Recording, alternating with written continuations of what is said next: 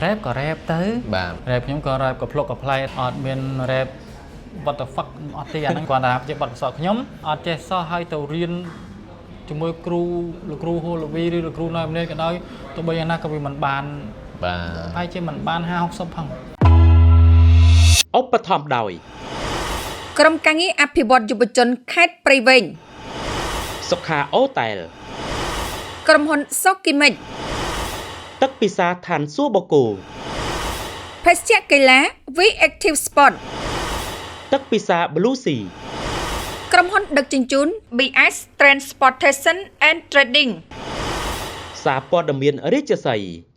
ជំរាបសួរបងបាទអរគុណណាស់កិត្តិយសណាស់បងថ្ងៃនេះបានជួបបងដែលជាតារាចម្រៀងមួយរូបបងប្អូនយើងស្គាល់ច្រើនកន្លងមកហើយគឺបងបន្លាបជាម្ចាស់បទជីដូនកាកៃអញ្ចឹងបងជីដូនកាកៃទឹកភ្នែកស្វាមីស្រីលង្សេនិងសក្ខុព្រោះស្នេហ៍អូសិតតែបទល្បីៗបងណាបាទបងចូលសិល្បៈឆ្នាំណាខ្ញុំឆ្នាំ2001ក្នុងចាប់ដើមច្រៀងតែម្ដងបងណាដំបូងឡើងខ្ញុំច្រៀងដែរក៏ប៉ុន្តែខ្ញុំច្រៀងជាលក្ខណៈតាម Big Garden អីសិនហ្នឹងណា2000ឆ្នាំ99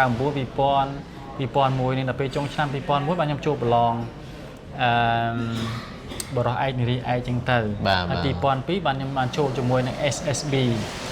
ផលិតកម្មហ្នឹងបាទបានតាមពិតខ្ញុំថតខ្សែភាពយន្តមុនទេបាទដល់ពេលក្រោយមកបានចម្រៀងឆ្នាំ2002បងលោកផៃសំអាងបងមកសារភាពហ្នឹងគាត់បើក SB ទៅក៏ខ្ញុំគាត់ហៅខ្ញុំចូលក៏យកខ្ញុំចូលនៅ SB ទៅអញ្ចឹងបទដំបូងរបស់ខ្ញុំគឺជាដូនកាកៃទឹកភ្នែកស្វាមីស្រីលង្សេបាទសង្ឃុប្រស្នេហ៍អីចឹងទៅបាទអញ្ចឹងមានន័យថាបទដែលល្បីជាបទដំបូងមកបងតែម្ដងបាទបទដំបូងហ្មងហើយល្បីខ្លាំងតែមួយរយៈមកបាត់បងឈឹងនៅក្នុងឆ្នាំ2007ចុងឆ្នាំ2007ខ្ញុំក៏រៀបចំគ្រួសារទៅក៏ខ្ញុំមានមុខរបរជាមួយនឹងខាងម្ដាយក្មេកដោយសារតែបងជាសិល្បករមួយរូបអាចនិយាយបានថាមានបទពិសោធន៍ក្រាស់ក្រែលមែនតើចង់ឲ្យបងចែករំលែកខ្លីមើលថាតើយើងប្រើវិធីសាស្ត្រហាត់រៀនយ៉ាងម៉េចដែលអាចច្រៀងបរោះច្រៀងបានល្អឬក៏កតាទាំងអស់នេះជាកតាធម្មជាតិទេបងបាទណាកតាធម្មជាតិដងមកដងយើងពីកំណើតមកនេះណាឬក៏សែនអីចឹងបាទសែនហ្នឹងគឺវាជាកតាចម្បងទី1មកណាបាទគឺថា60ឬ70%ឬ80%បាទតែការរៀនការប្រាប់របស់គ្រូខាងក្រៅឬក៏មិត្តភ័ក្តិឬក៏យើងរៀនទៅតាម YouTube ឬយើងរៀនដោយខ្លួនឯងនេះគឺវាថែមទៀតដើម្បីឲ្យយើងចេះប្រើទាំងតាមរបៀបមិនអញ្ចឹងណាបើតែបើឲ្យថាដូចថាគាត់ចុះអត់ចេះសោះឲ្យទៅរៀន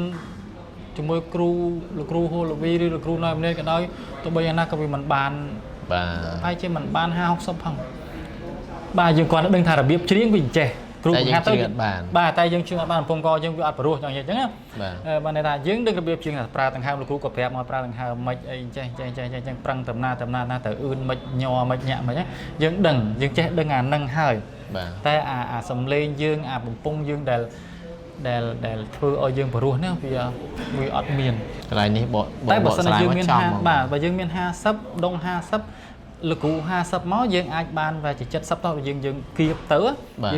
ថាបង្គួរអញ្ចឹងណាយើងអាចចូលចំណងគេបោះយើងអាចទៅនឹងល្បីឬក៏អាចថាអាចបានជាងតាម restaurant ដែលល្អដែរអានេះខ្ញុំសូមទោសនិយាយប៉ះពាល់លោកគ្រូឬក៏ដូចជាបងប្អូនសិល្បករឬសិល្បកានីឬក៏បងប្អូនដែលចង់ចូលសិល្បៈអីចឹងណាបាទសូមទោសផងខុសឆ្គងក្នុងការនិយាយប៉ុណ្នេះខ្ញុំគាត់ថាជាបទពិសោធន៍ខ្ញុំហើយខ្ញុំប្រៀបធៀបអញ្ចឹងអរគុណណាស់បងងាកទៅចម្រៀងសម័យឥឡូវគេដូចថាដូចលែងសូវលងលួយដូចបងជំនាន់មុនទេណាបាទដោយសារគេចូលចិត្ត rap អី1 2បងយល់ឃើញមិនដែរខ្ញុំគិតថាល្អ rap ក៏ rap ទៅណាមនុស្សចេតនាក៏មនុស្សចេតនាទៅឲ្យវាមានអញ្ចឹងណាគេវាយតាមទីផ្សារឥឡូវយ៉ាងណាគឺទីផ្សារឥឡូវគេវាយពីយុវវ័យទៅអញ្ចឹងហ្មងបាទអញ្ចឹងបានរងថ្ងៃនេះខ្ញុំគិតថាខ្ញុំក៏មានបទ rap ដែរប៉ុន្តែ rap មិនបានល្អដូចគេប៉ុន្តែខ្ញុំ rap របៀប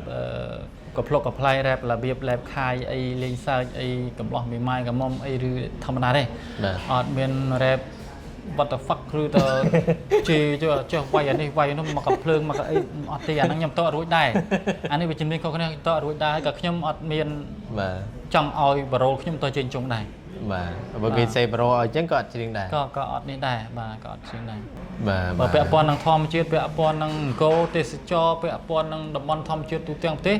អាហ្នឹងយើងចេះតែនេះទៅ rap បរុសមិនបរុសក៏យើងបានរៀបរាប់ឲ្យបងប្អូនថាមិនបាច់អានសភៅយកមក rap ហ្នឹងមកស្ដាប់មកបានទាំងភ្លេងបានទាំងបានអារម្មណ៍ល្អក្នុងការចាំដែរ បាទអរគុណ បាទហើយគ្រប់ជនពលបងប្អូនទាំងអស់ឲ្យមានសុខភាពល្អបាទសូមប្រព្រឹត្តនៅសេចក្តីសុខបានន័យថាយើងដើរទៅណាមានកាយមានតែកាយវាចាចិត្តទេដែលធ្វើឲ្យយើងប៉ះពាល់ឬមិនប៉ះពាល់បាទមានតែប៉ុណ្្នឹងអរគុណច្រើន អរគុណបង បាទអរគុណ